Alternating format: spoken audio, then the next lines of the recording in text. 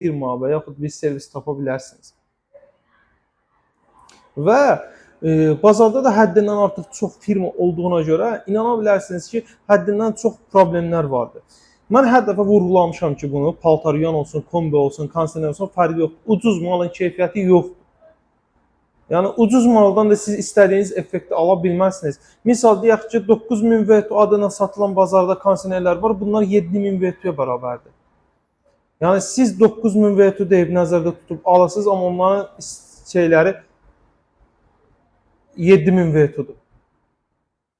Ona görə kondisioner, kombi alarkən bunların göstəriciləri düzgün olmasına diqqət edin.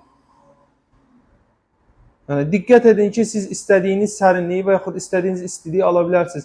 Keçən bir müştəridəyik, kondisionerlər quraşdırırıq. Bir kondisionerim bizə verdi. İndi mən o firmanın adını çəkmək istəmirəm. Kondisioneri yapışdırdım qaldırmağa, dəmir əyildi, əlimdə qaldı dəmir. Yəni o qədər nazikdir.